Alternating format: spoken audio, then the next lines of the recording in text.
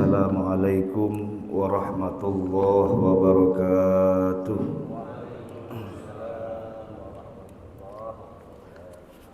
Alhamdulillahi rabbil alamin. Wassalatu wassalamu ala ashrafil anbiya'i wal mursalin, sayyidina wa habibina wa syafi'ina wa maulana Muhammadin wa ala alihi wa ashabihi wa azwajihi wa dhurriyyatihi ajma'in. Rabbi shrah li sadri wa yassir li amri wahlul 'uqdatam min lisani yafqahu qawli. Rabbi zidna ilman nafi'a warzuqna fahman jayyida fil laili wan nahar. Allahumma bika asbahna wa bika amsayna wa bika nahya wa bika namut wa ilaikan nusyur.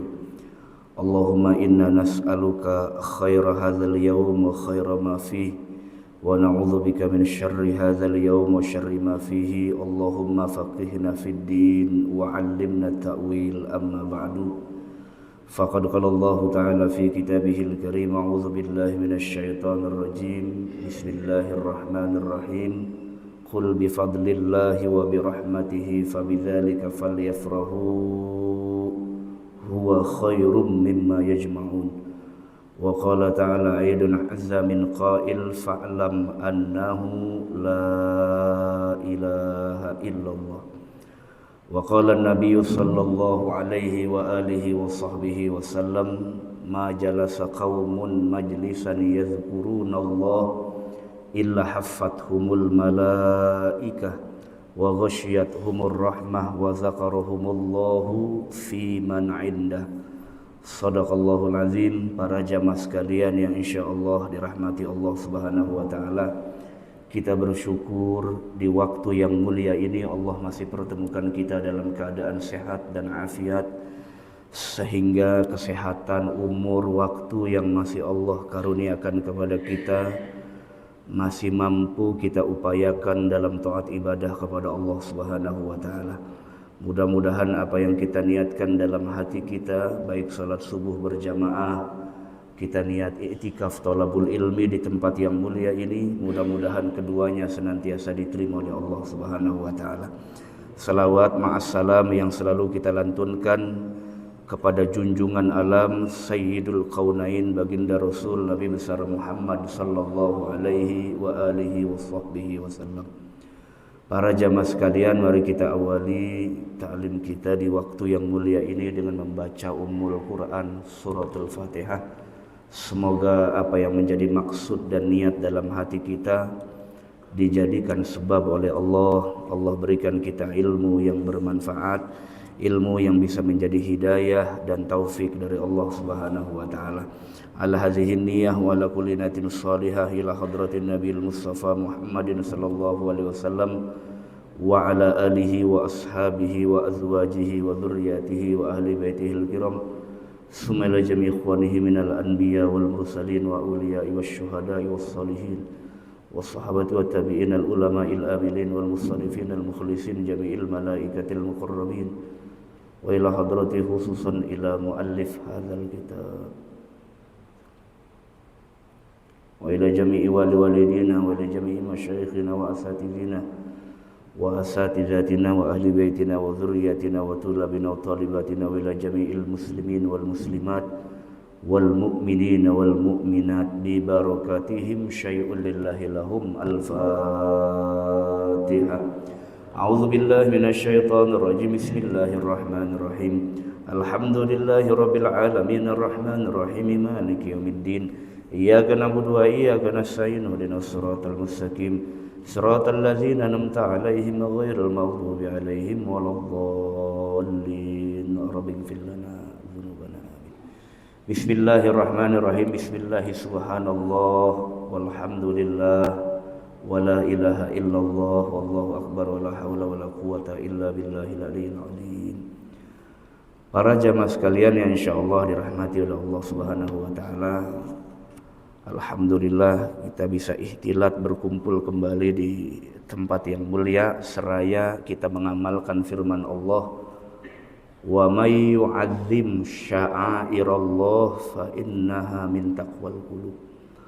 Orang yang senantiasa mengagungkan syiar-syiar Allah, ditafsirkan oleh para ulama, salah satu daripada sya'airallah adalah masajidahu, tempat-tempat di mana orang sujud kepada Allah Subhanahu wa taala. Dan ini dipertegas dalam satu riwayat, idza ra'aitumur rajula mulazimal masjid fashhadu lahu bil iman. Jika engkau melihat seorang laki-laki yang memang sunnahnya ke masjid kalau salat fardu, mulazimal masjid, sering melazimkan, demen mondar-mandir memakmurkan masjid, salat berjamaah, kajian dan segala macamnya, iktikaf, fashhadu lahu bil iman, saksikanlah itu orang yang betul-betul beriman kepada Allah. Dan dalam riwayat lain Nabi juga mengatakan, sab'atun yuzilluhumullah fi zillihi yauma la zilla illa zilluh. Dalam riwayat Imam Nawawi dalam Riyadhus Shalihin itu ada 7 golongan orang yang nanti akan diaudit, akan diselamatkan oleh Allah Subhanahu wa taala di akhirat. Salah satunya adalah rajulun qalbuhu mu'allakun bil masajid. Laki-laki yang hatinya rindu sama masjid. Jadi kangennya sama masjid, bukan sama bininya kangennya sama masjid. Kayaknya baru buat pulang dari masjid pengen balik lagi. Mungkin di masjid adem, di rumah panas kayaknya gitu. Jadi lebih enak di masjid adem, karpetnya juga bersih, di rumah mah semut mulu atau apalah. Kan orang motifnya macam-macam Pak ke masjid. Tapi apapun motifnya, selama di masjid, insya Allah tempat paling aman dan sedikit potensi maksiat. Kan begitu. Jadi menjauhi maksiat juga ada upayanya. Salah satunya adalah sering-sering duduk di tempat yang baik, yang potensi kemaksiatannya sedikit. Makanya Nabi dalam riwayat mengatakan, wa ma nahaitukum anhu fantahu wa ma amartukum bihi fa'tu minhu mastata'tum. Sebetulnya kalau kita perhatikan perkataan Nabi ini, kenapa Nabi nyuruhnya jauhi dulu, apa yang aku larang jauhi, apa yang aku perintah kerjain. Kenapa nggak dibalik? Apa yang aku perintah kerjain, apa yang aku larang jauhkan. Kenapa Nabi ngomongnya larangan dulu baru perintah? Karena dijelaskan oleh ulama, li'anna ijtinabal ma'asi as'ab min fa'li ta'ah. Karena menjauhi maksiat lebih sulit daripada ngerjain taat. Dalam kolbunya orang beriman, ya, itu ninggalin maksiat itu as'ab, lebih sulit daripada ngerjain taat. Taat itu, mengerjakan taat itu disetting Allah ngerjainnya berat Pak buat orang beriman. Menjauhi maksiat lebih berat lagi disetting Allah untuk menjauhinya. Ngerjain maksiatnya jadi mudah, dikasih enak. Ngerjain perintah Allahnya dikasih sulit. Memang begitu supaya ada kompetisi. Makanya kita disebut mukallaf. Mukallaf itu artinya orang yang berat ngerjain taat. Karena diberikan hukum beban tanggung jawab oleh Allah Subhanahu wa ta'ala. Tapi ingat, Allah ngerti mana yang kita mampu, yang enggak. Ini ayat populer banget disampaikan oleh orang-orang awam. Udah tenang aja, ya, tenang aja, Allah nggak mungkin ngasih ujian katanya. Itu kalau lagi ngibur temennya yang lagi susah hidupnya, ya. Kalau Allah nggak mungkin ngasih ujian melampaui kemampuanmu, la yukallifullah. Padahal secara teori Allah mungkin saja kasih ujian yang manusia nggak sanggup. Secara teoritis, secara akidah, meskipun secara fikih nggak ada. Secara praktek, tak aktualisasinya nggak ada. Pasti ada makhraj, ada jalan keluar. Syaratnya mayyattaqillah. Kan gitu di Quran bilangnya. Ada nggak usah yang orang punya masalah tapi susah jalan keluarnya? Ada. Siapa? Orang yang nggak takwa, kan syaratnya tadi, mayyattaqillaha yaj'al lahu makhraj. Itu. Tujuannya apa? Allah menurunkan musibah, manusia nggak sanggup ngerjainnya, apalagi kalau bukan Allah menunjukkan kemampuan dan kudrohnya, supaya manusia ngerti kamu lemah. Kamu yang butuh Allah, bukan saya yang butuh salatmu. Kamu yang butuh puasa, bukan saya butuh puasamu. Kamu yang butuh berdoa, bukan saya wajib ijabah doamu. Coba manusia terlalu melampaui batas. Kadang-kadang terlalu jauh melencengnya. Balik lagi diuji oleh Allah, kasih ujian cobaan, la'allahum yarji'un, supaya mereka kembali. Makanya kita miris betul Pak. Kemarin NTB itu, NTT ya? Itu kena, masya Allah. Ada yang seorang ibu kena runtuhan itu, lagi peluk anaknya itu. Saya percaya itu kalau ibu melindungi anaknya dari runtuhan, kalau bapak belum tentu. Dia mikir 2 kali itu. Kalau ibu memang luar biasa, makanya disebut Nabi 3 kali, salasan, ummuka. Jadi di bawah telapak kaki ibu ada surga. Kalau di bawah telapak kaki bapak adanya tai ayam. Karena tukang ayam, tukang keluar, nggak pakai sendal lagi. Kalau ibu memang di rumah, bapaknya kerja, ibunya doa, sholat duha, malamnya bangun, begitu. Masya Allah. Makanya ada rahim. Rahim itu salah satu sifatnya Allah, rahim. Bismillahirrahmanirrahim. Dititipkan dalam perut dalam tubuhnya perempuan. Sifat Allah rahim dititipkan dalam tubuhnya. Makanya kalau sayangnya luar biasa. Itu sebetulnya penjuantahan dari sifatnya Allah tuh. Sayangnya ibu kepada anak itu aktualisasi Allah titipkan sifatnya ke makhluk. Tuh begitu tuh. Tuh kalau Allah sayang sama hambanya tuh begitu. Kayak ibu sayang sama anak, biar kata bandel bagaimana juga tetap emaknya sayang, rela mati buat anaknya. Itu begitu Allah sama hambanya. Cuma kadang-kadang kitanya aja yang sableng, gak ngerti kitanya ini. Makanya dalam surat Fatir itu Allah berfirman, ya ayyuhan nas antumul fuqara. Nah Allah bilangnya nas loh Pak, bukan ya ayyuhalladzina amanu, ya ayyuhan nas antumul fuqara nih bentuk jamak plural dari kata fakir. Antumul fuqara'u ilallah, siapapun Anda, apapun agama Anda, apapun jabatannya, pasti butuh Allah, pasti butuh Tuhan. Anda ada saja di alam dunia butuh pencipta, gak mungkin ada sendiri. Itu dalam akal budi praktis yang sederhana, nggak masuk akal. Ada makhluk tanpa kholik itu nggak masuk akal itu. Salah satu bukti wujudnya Allah adalah alam semesta ini. Yang disebut Allah Maha Zahir, ya zahirnya karena ciptaannya ini. Jadi kita bisa meresapi keberadaan Allah karena adanya ciptaannya itu. Huwal awwalu wal akhiru wal-zahiru wal-batin. Nah yang batin itu yang Bapak rasakan dalam ihsan.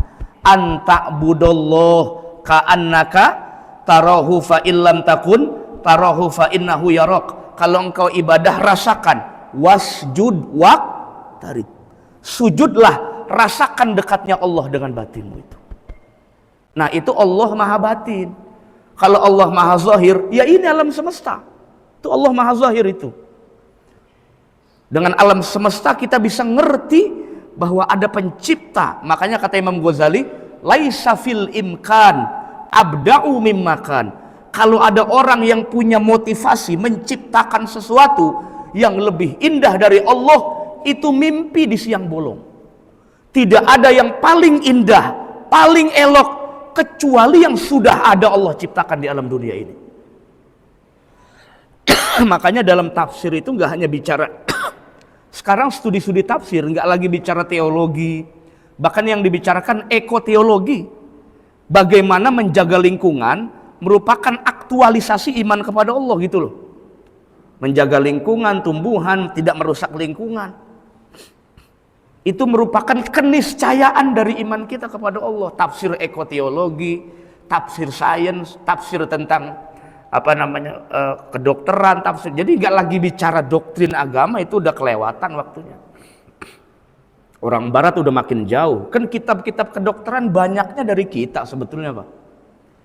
Tapi kenapa banyak diambil oleh orang-orang barat itu? Tanya deh, orang-orang Eropa itu, mereka tahu rumus-rumus pengobatan itu, umumnya ngambil dari Kitabus Syifa, Syai'ur Rais Ibnu Sina. Ibnu Sina itu filosof. Syaikhur Rais itu, Ibnu Sina itu kan nulis kitab besar, Kitabus Syifa, tentang pengobatan. Tapi orang kita kagak make. Karena belajarnya itu mulu, rukun iman, rukun Islam, itu mulu yang dipelajarin. Yang pinter mereka jadinya. Itu diterjemahkan ke bahasa Inggris, diterjemahkan. Mereka yang pakai rumus-rumus Ibnu Sina. Ibnu Rushd itu yang mengagumi betul logika Aristoteles dan logika Plato, Ibnu Rushd. Segitupun Ibnu Rushd mujtahid, mazhabnya Maliki. Makanya di Eropa tuh kalau orang muslimnya tuh mazhabnya kebanyakan Maliki sama Zahiriyah. Ibnu Rushd itu fanatik betul dengan pemikiran Aristoteles, tapi beliau mufti di Andalusia dari mazhab Maliki. Itu nulis buku judulnya Kitabut Tib, kitab tentang kedokteran, tapi nggak dipakai di kita, nggak. Di pesantren nggak ada. Di pesantren ngajinya nih rukun iman, itu mulu sampai tua, sampai berjenggot beruban ngajinya itu mulu diulang-ulang. Jadi nggak ngaji, udah gitu ustadznya juga nggak punya lagi kitabnya. Gak punya. Saya punya kitabnya itu Ilmu Tib, karangan li Ibni Rushd Al-Hafid. Cuman kita ngajarinnya ke siapa? Kagak ada yang mau ngaji gituan maksudnya. Gak ada yang mau. Akhirnya diambil oleh orang barat, mereka yang pinter, kita yang belajar ke sono kedokterannya.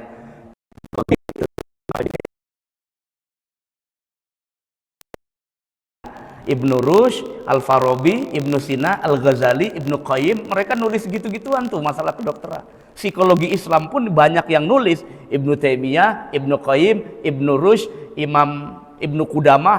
Lah yang make dia. Kita ngelihat psikologi Islam versinya barat. Orang sono yang kudu belajar sama kita.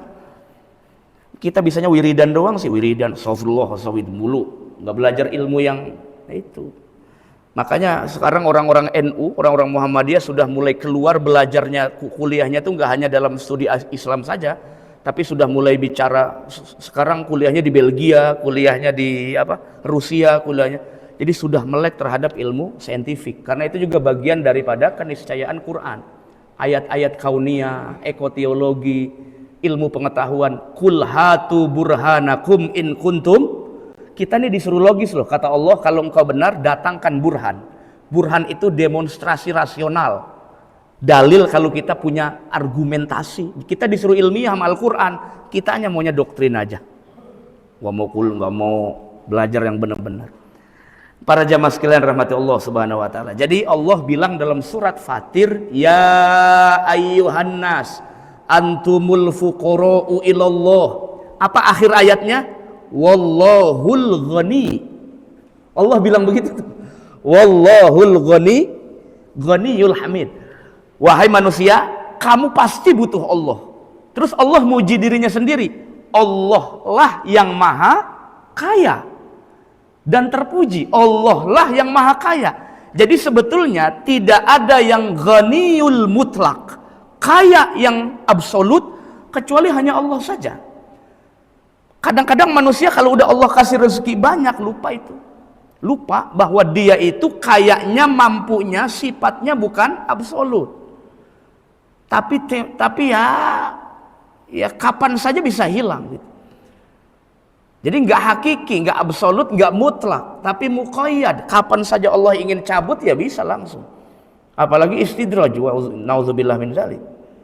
Dengan sekejap mata Allah bisa cabut itu rezekinya orang, atau pamornya orang, atau tenarnya orang, karena istidraj dari Allah subhanahu wa ta'ala. Nah inilah, maka ada ulama dari Maghrib atau dari Kalau sekarang tuh Afrika Utara ya, dari Maroko yang kemarin warganya pada nyebrang laut Spanyol itu. Ya pada lewat itu Maroko. Kayaknya Bapak sering dengar dah. Ini memang ulama populer sekali. Mazhabnya Maliki beliau ini. Mazhabnya Maliki. Namanya Imam Abul Hasan Asy-Syadzili. Ada dua nama Abul Hasan yang populer. Pertama Abul Hasan Ali Al-Asy'ari. Yang kedua Imam Abul Hasan Asy-Syadzili. Karena salah satu silsilah mazhab Malikiyah yang sampai sekarang itu memang salah satu pelopor utamanya di abad pertengahan ya beliau ini. Beliau ini asli Maroko tapi muridnya banyak dari Andalusia, dari Spanyol yang hijrah ke Maroko sampai ke Mesir, Iskandaria. Nah itu sealim itu ulama nulis kitab cuma satu doang loh Pak. Karena kata dia, lima lam taktubil kitab ya Syekh. Kenapa engkau tidak banyak nulis kitab, kata muridnya. Kemudian kata Imam Abul Hasan Asy-Syadzili, kutubi ashabi, murid-muridku itulah kitabku katanya. Kan saya udah banyak ngajarin murid saya itu. Nah murid-murid saya itulah kitab saya. Apa yang saya faham saya ajarkan ke murid-murid saya. Murid-murid saya itu yang banyak nulis karya. Kutubi ashabi. Salah satu kitabnya yang sekarang masih ada cuma ini. Gak ada yang lain. Risalatul Amin. Gak ada lagi yang lain. Kitabnya cuma ini yang saya punya. Saya cari-cari di mana karya-karya beliau, gak ada. Cuma ini doang. Ini juga diubek-ubek susah, ketemunya di Jawa. Di sini gak ada, di Tangerang, di Banten. Saya cari-cari baru ketemu. Mana sih Kak? Ada nggak sih manuskrip atau yang sudah dicetak oleh penerbit itu tentang karya beliau itu ada nggak? Satu doang, Risalatul Amin. Nah itu. Kata beliau begini Pak. Harusnya kalau kita butuh kepada Allah Subhanahu wa taala, sudah ngerti secara teologi, secara iman kita butuh kepada Allah, berlomba-lombalah jadikan agama yang sebagai mediasi, wadah dari Allah untuk dijadikan sebab menjadi manusia terbaik di sisi Allah. Minta kepada Allah Subhanahu wa taala. Maka kata Imam Abul Hasan Asy-Syadzili begini, ahsanun nas, manusia terbaik. Jadi bukan ahsanul mukmin. Kan tadi ayatnya ya ayyuhan nas. Ahsanun nas, manusia terbaik indallah di sisi Allah, manzilatan secara kedudukannya manzilatan kedudukannya, man ja'ala dinahu, orang yang menjadikan agamanya sababan liqada'i hawaijihi, agamanya dijadikan sebab untuk minta hajat kepada Allah Subhanahu wa taala. Orang harusnya ngerti kalau orang tuh butuhnya Allah, mintanya bukan selain Allah. Jadikan sholat supaya qabul hajat, jadikan puasa supaya qabul hajat, jadikan zikir supaya qabul hajat, jadikan iktikaf supaya qabul hajat. Sarananya sudah ada semua di agama. Jadi manusia terbaik dan ngerti kualitasnya butuh kepada Allah adalah man ja'ala dinah sababan liqada'i hawaijihi, orang yang menjadikan syariat Nabi ini, agama ini dijadikan sebab untuk memperoleh qabul hajat dari Allah. Gak mungkin manusia gak butuh Allah. Pengen pangkat, pengen jabatan, sehat afiat, murah rezekinya, apalagi rumah tangganya berkah. Jadikan agama sebagai sebab Anda minta kepada Allah. Wabtagu ilaihil wasilah. Tafsirannya Ibnu Taimiyah, yang disebut wasilah di situ artinya kamu mohonlah berharap kepada Allah bil ibadah, dengan sarana yang sudah ada di agama. Ya sholat kalau minta sama Allah berharap, ya puasa kalau minta sama Allah berharap, ya Anda zikir, baca Quran, iktikaf, semua yang disyariatkan oleh Nabi besar Muhammad sallallahu alaihi wasallam. Siapa saja yang minta kepada Allah tidak melalui sarana agama, maka di sini ini kebalikan dari ini ya, dalam usul fikih namanya mafhum mukhalafah. Pemahaman tapi kontradiktif, kebalikan dari teksnya. Berarti orang siapa saja yang menjadikan selain agama untuk jadi sebab minta hajat kepada Allah, maka adalah akbahun nas, manusia terjelek dan terburuk. Yang menjadikan akomodatif di luar agama itu untuk jadi sebab minta kepada Allah Subhanahu wa taala. Mintanya sama Allah ya dengan sebab agama saja. Ya sholat, wasjud waqtarib, wasbir, wasta'inu bisabri was sholat. Sebetulnya semua udah ada fasilitas. Cuman kita penyakit manusia itu satu, Pak. Apalagi orang beriman, ragu. Saya, Pak Ustadz, doa udah 2 tahun. Baru 2 tahun. Tapi belum ada alamat tanda-tanda apa diijabah apa enggak. Ini kan tanda orang ragu, Pak. Kalau kita percaya Quran 100%, kan nggak mungkin Allah ingkar janji ud'uni astajib, itu nggak mungkin. Itu bab akidah loh. Bapak nggak boleh ragu soal itu. Soal kapan Allah ijabahnya, saya rasa bukan urusan Bapak deh itu. Itu sudah otoritas Allah. Mau nanti ijabahnya sesuai yang Bapak minta, yang kita minta, atau Allah ganti dengan yang lebih maslahat, yang Anda sebetulnya lebih butuh, tapi Anda nggak ngerti. Karena Allah berkali-kali bilang, inni a'lamu ma la ta'lam. Saya ini lebih tahu. Kadang hawa nafsu yang membuat engkau tertutup dari kebutuhanmu yang sangat primer. Sehingga yang kau minta sama Allah malah urusan lain. Padahal sebetulnya yang engkau minta kan ini. Begitu kira-kira. Mau Allah kabulkan sesuai permintaan atau diganti, itu sudah haknya Allah. Waktunya kapan, itu sudah haknya Allah. Bukan ke usaha kita. Usaha kita, kasab ikhtiarnya kita cuman ibadah, usaha minta. Allah masih ijabah kok pasti. Ini ciri orang yang ibadah tapi ragu. Kalau kita renungkan, kayaknya saya berkali-kali ngomong di sini. Ada riwayat dari Anas bin Malik bahwa orang yang sholat 2 rakaat, rakaatani muktasidatani, begitu ngomongnya Anas bin Malik. Rakaatani muktasidatani, orang yang sholat 2 rakaat muktasidah. Muktasidah tuh ngerti tujuannya, imannya oke, khusyuk. Tuh begitu sebetulnya mah kalau yang dimaksud Anas bin Malik. Itu khairun, lebih bagus daripada orang ratusan rakaat sholat, rajin ke masjid, itikaf berjam-jam, masih ragu soal tauhid yang begini. Ini soal sepele sebetulnya, cuman masih ragu soal apa diijabah enggak, mintanya bagaimana, kok belum ada tanda-tanda. Masa ragu dengan ayat yang tadi awal kita sebutkan, wallahul ghaniyul, Allah yang maha kaya. Anda kalau minta sama yang kaya hakiki, gak usah ragu harusnya. Kecuali Bapak minta sama orang kaya yang di dunia, dikasih sama nggak dikasih, itu wajib diraguin malah kalian. Kecuali dia dermawan. Nggak semua orang kaya itu niru sifat Allah yang maha dermawan. Makanya kata Abu Yazid Al-Bustami itu mengatakan, manusia yang soleh sesungguhnya yang mampu meniru sifat-sifat Allah yang positif. Jadi Allah tuh sebetulnya izinkan kita meniru sifat-sifat yang positif. Sifat negatif nggak boleh. Contoh sifat negatif ya, mutakabir. Ada nggak sifat Allah mutakabir? Ada. Artinya apa? Sombong. Yang maha sombong cuman boleh Allah saja.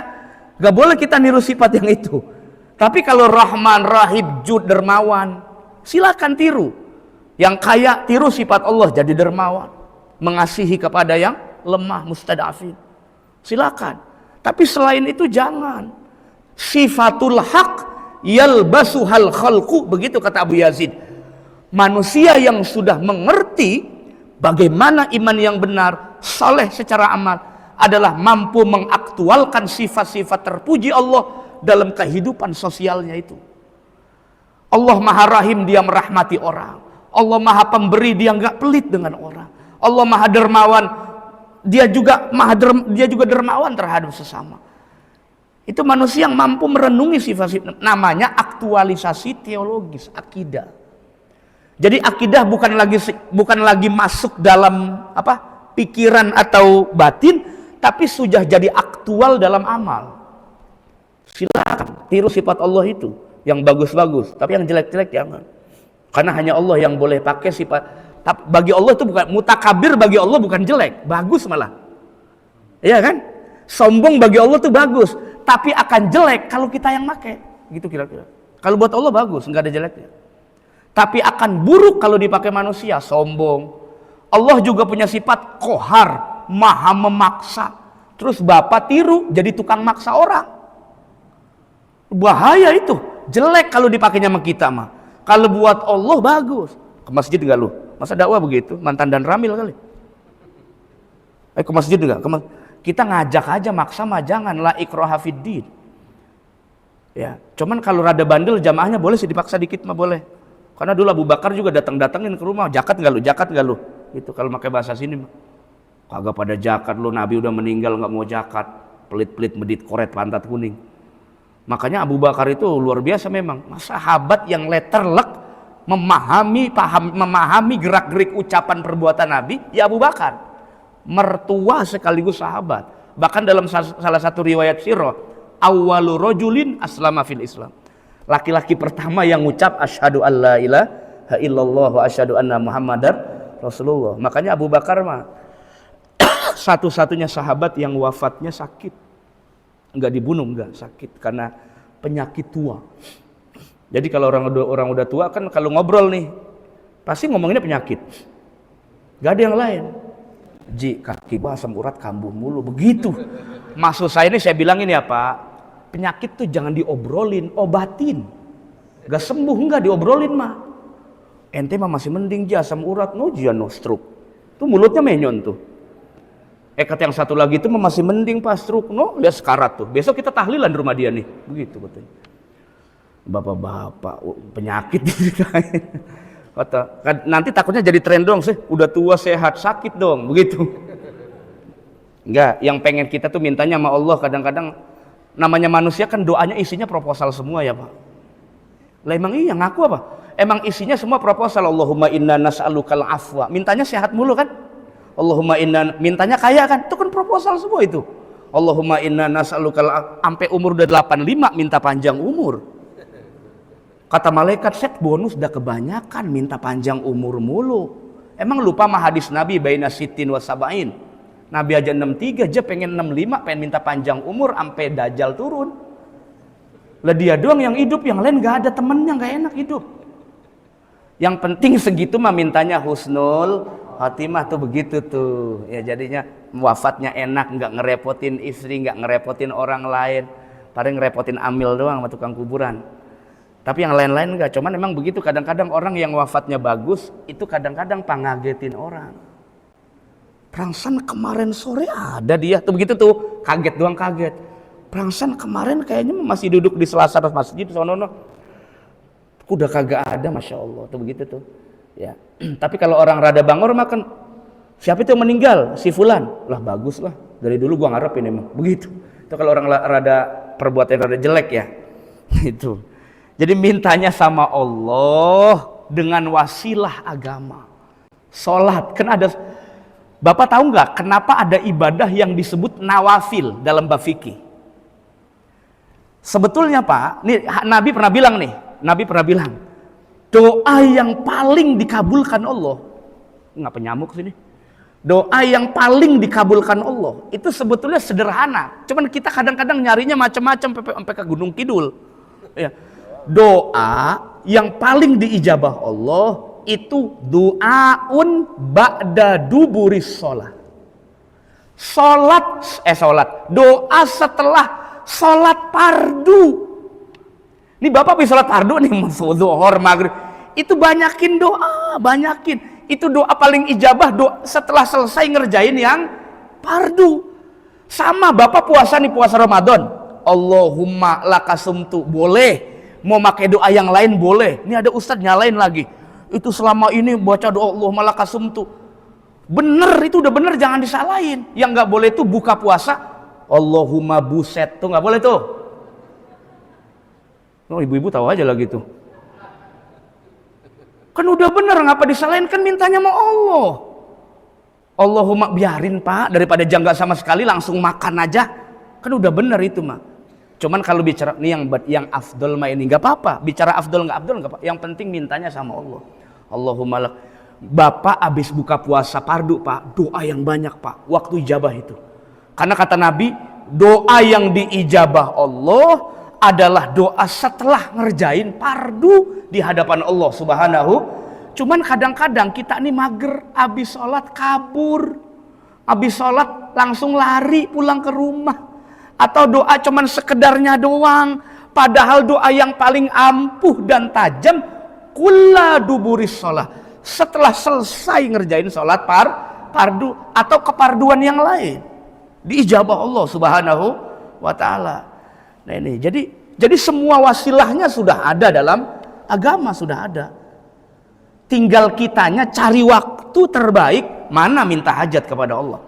Wa idza kanat laka hajah, kalau engkau punya kebutuhan kepada Allah karena kamu tahu dirimu butuh Allah, aratta an tuqdo hajatuka, dan engkau pengen hajatmu diijabah Allah, nah ini lagi, kan tadi Bapak salat udah, puasa udah, ngerjain wasilah udah, doa sudah minta sama Allah, tapi kok kayaknya masih belum ada tanda-tanda Pak Ustadz. Nah ini yang harus direvisi, ini ada yang harus direvisi.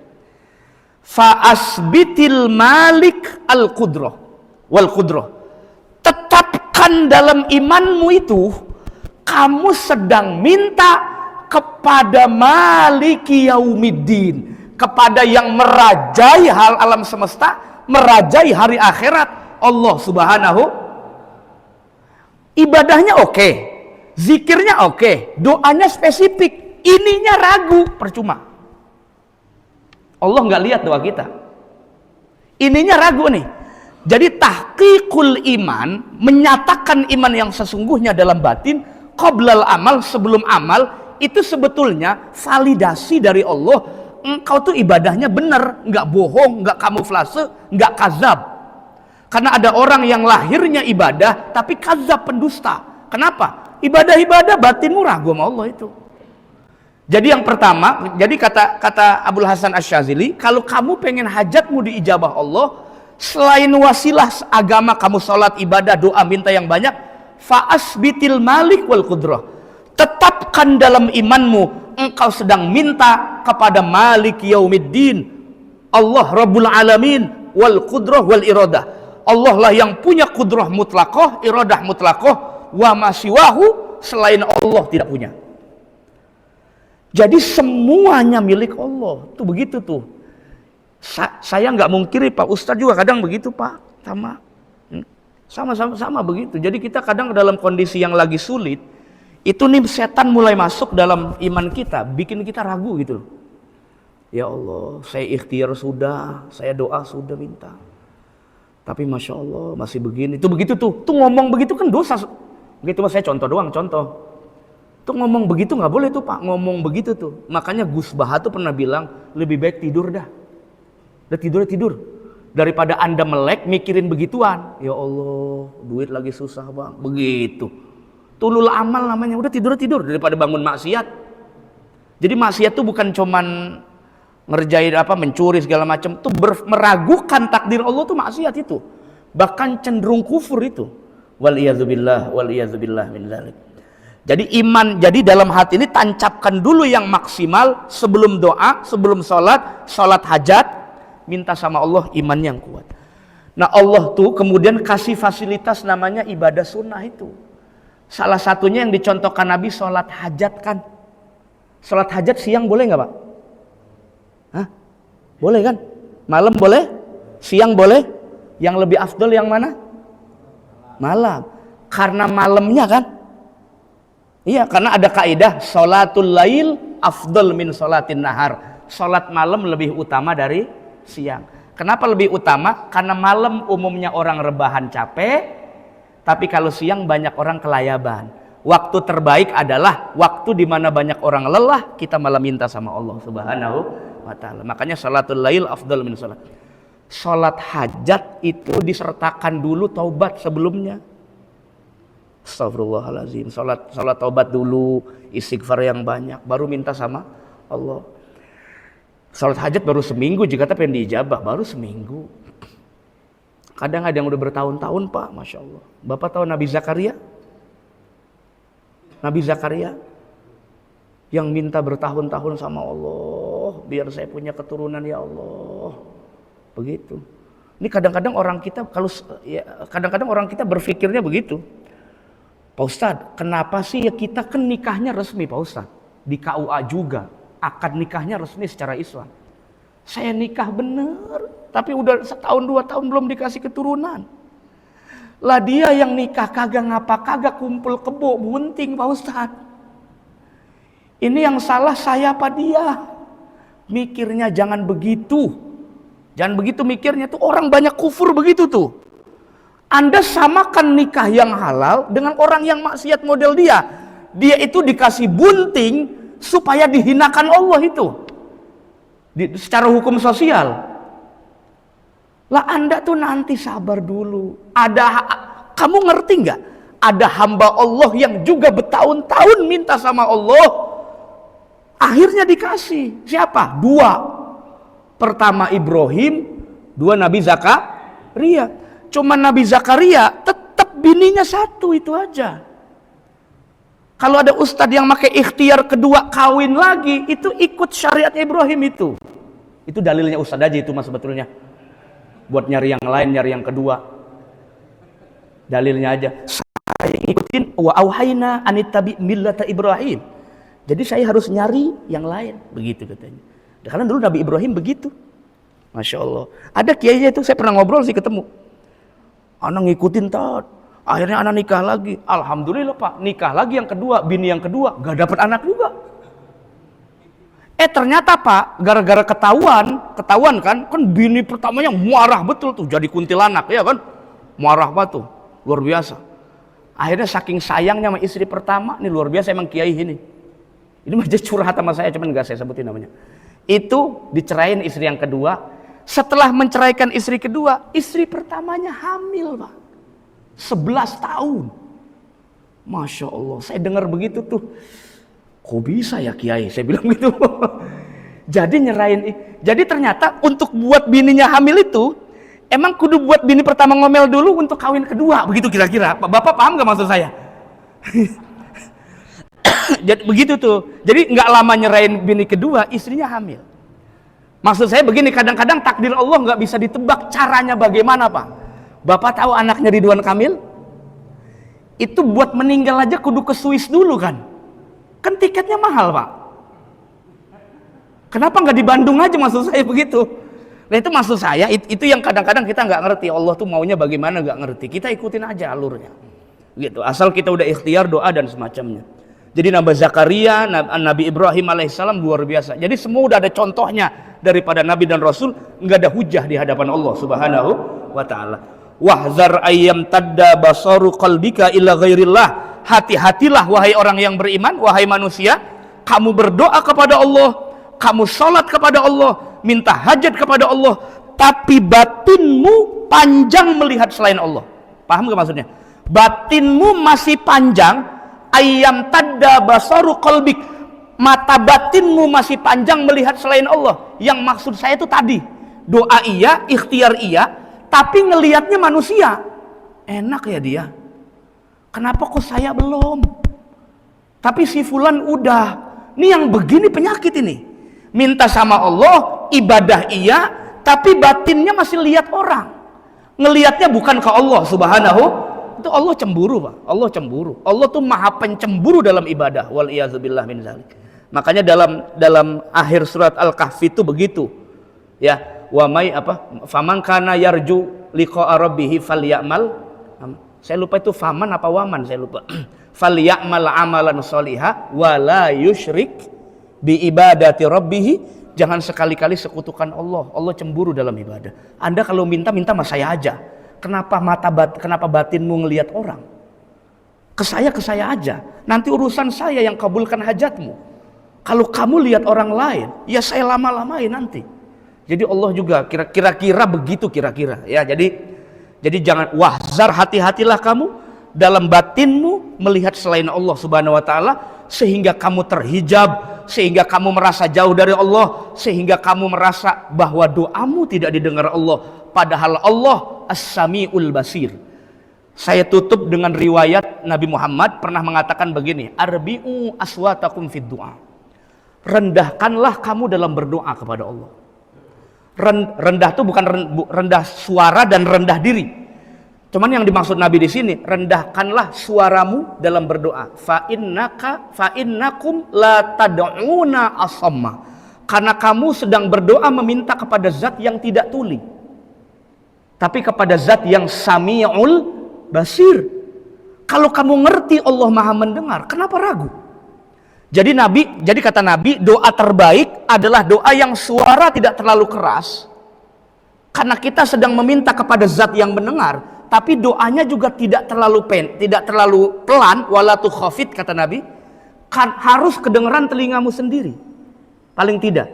Wa tusmi'u nafsak, kamu perdengarkan dirimu sendiri. Biar kamu makin yakin kamu minta kepada siapa? Kepada Allah Subhanahu wa taala. Kalau orang mukmin sedang tergelincirnya bukan berbuat dosa zahir, tapi dosa batin ini yang susah. Tergelincir. Bapak banyakin baca ini dari Nabi, ini terakhir kata Imam Abu Hasan Asy-Syadzili, banyakin baca ini supaya Bapak nggak tergelincir minta-minta sama Allah, ibadah-ibadah sama Allah, tapi masih sudut pandangnya ukurannya manusia. Ya Allah, saya minta begini, ngapa dia duluan yang dikasih? Ya Allah, saya minta begini, kayaknya dia. Nah, itu jadi ukurannya selalu orang. Banyakin zikir ini, doa ini, karena ini diajarkan Nabi. Wakul, katakanlah, Bismillahilladzi la yadurru ma'asmihi syai'un fil ardi wala fis sama wa huwas samiul alim. Baca pagi sore ya. Ya Bu. Ibu kedengeran enggak itu Ibu? Tadi gegawakan tadi tawa. Itu. Ya, Bismillahilladzi la yadurru ma'asmihi syai'un fil ardi wala fis sama wa huwas. Bacanya pagi sore. Ini maksur dari Nabi besar Muhammad sallallahu alaihi wasallam. Biar zahir batinnya dijaga Allah dari apa yang membuat kita lalai dari nama Allah, dari ingatan kita kepada Allah Subhanahu wa taala, dan dari bahaya baik fisik ataupun batin kita. Wallahu a'lam bis shawab.